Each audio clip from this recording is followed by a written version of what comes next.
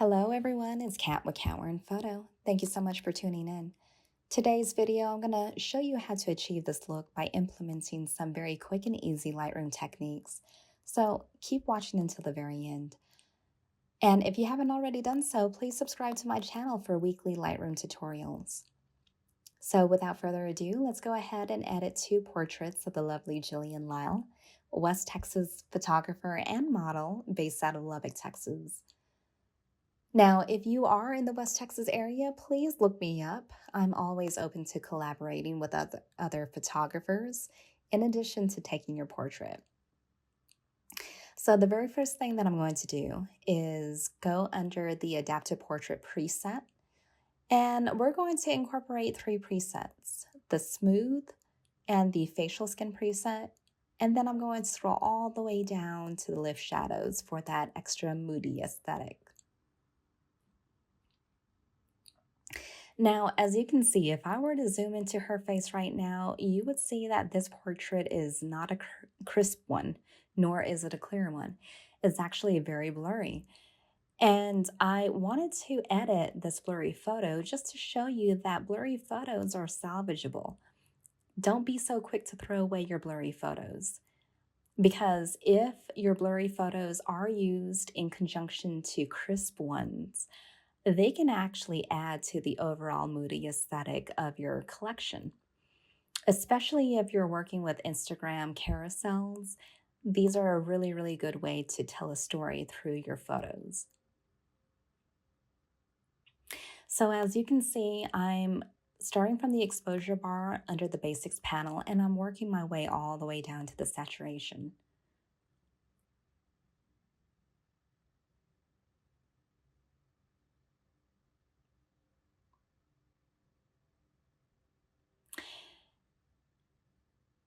A lot of times, and lately, I've been reducing the contrast of my portraits just because, well, for two reasons. First of all, personally, I think that it looks a little bit classier.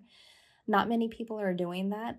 It's actually more of an editorial technique and fashion technique. If you look at a lot of fashion magazines and some editorial ones, you'll notice that they don't have too much of a heavy contrast unless it's intentional.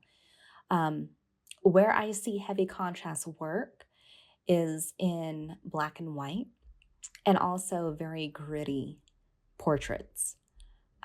But if one is looking for a classier and lighter aesthetic, then reducing your contrast can actually work wonders, even though it's so subtle.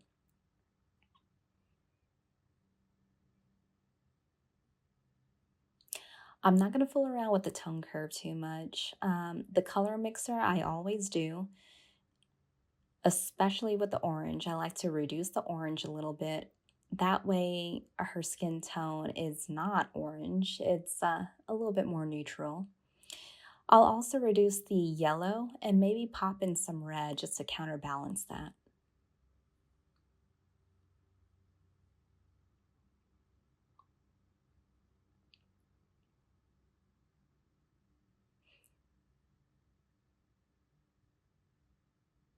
What do you guys think so far?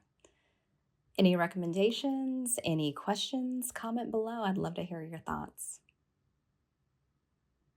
All right, you guys ready to have some fun? We're going to go ahead and color grade.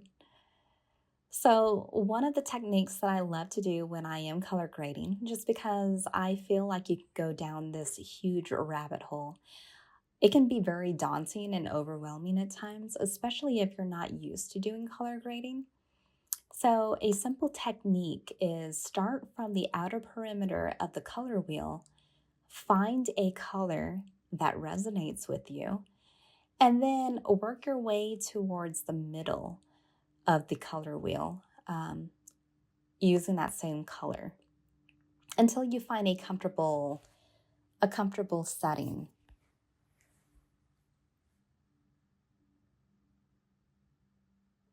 I really like the yellow and green. I think I'm going to stick with that as far as the shadows. And then I'm going to skip over the midtones for now.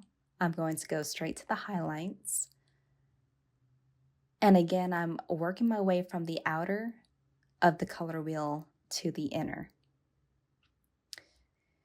Now, when you're working with highlights, you have to be very careful because you need to make sure that your highlights actually coincide with the shadows. So you don't want to have orange shadows and then have blatantly obvious purple or blue highlights. There isn't really a transition. It doesn't look natural. So just be mindful of that. If that is something that you're going to do, then make sure that you are making those subtle changes by working inside the color wheel and not so much out. Before and after. And then we're going to do the global, which pretty much is an overall umbrella of color grade here.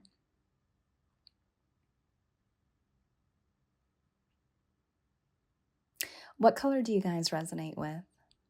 I'd like to know.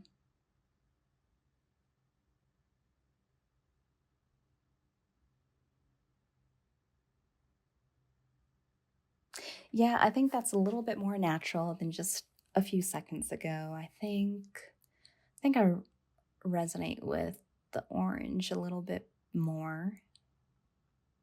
It looks natural, but it also looks moodier, especially compared to the original.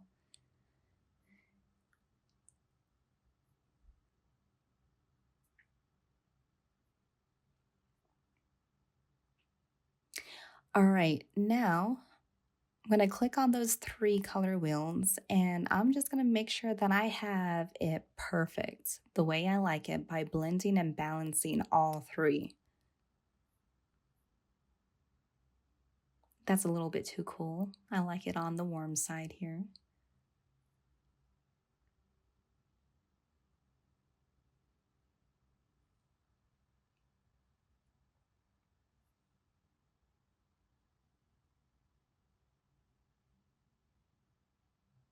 Now, one thing that I will say, this entire all of these settings that we're implementing for this first portrait are actually going to be carried to the second portrait that we're going to do in just a few minutes. And this particular technique that I will show you actually helps to expedite your post-processing and editing.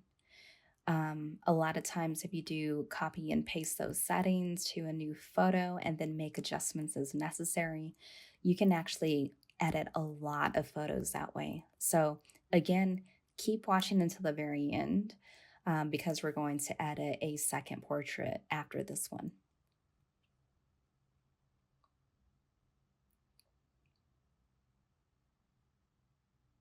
All right, I think that's pretty good. So we're nearly finished with a lot of the main adjustments.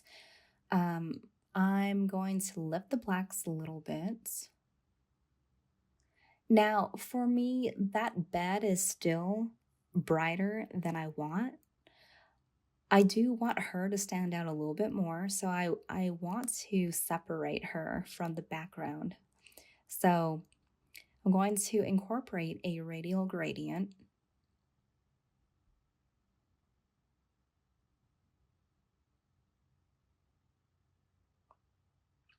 And the first gradient is going to be just to brighten her up a little bit. And you can do this by adjusting the exposure, also lifting the shadows if you want to do that. And for very, very subtle changes, you can actually do the amount bar of all those adjustments that you made for added control. And then the second radial gradient is actually going to be inverted and darken in order to darken that background.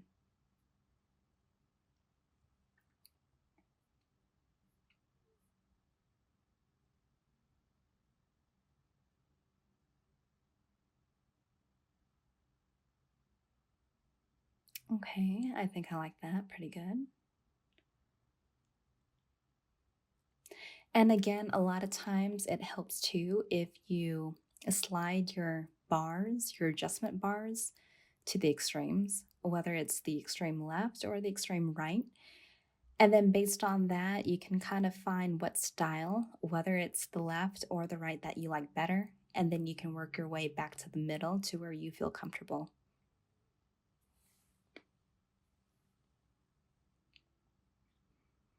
All right, I really like that look a lot. What do you guys think?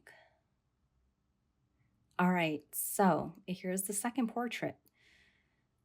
What we're going to do now is just copy and paste, and you can do that by just clicking on that previous button down on the bottom right.